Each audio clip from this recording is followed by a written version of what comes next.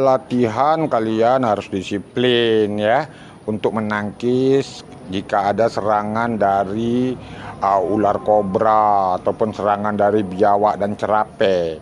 Kalian harus siapkan diri, jangan sampai kalian diserang sama ular kobra, diserang biawak, diserang cerapi atau binatang-binatang liar yang buas ganas lainnya.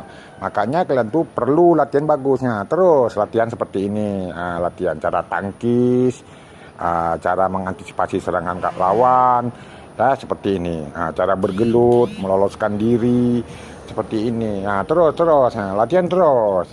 Jangan bosan, harus disiplin latihan. Supaya apa?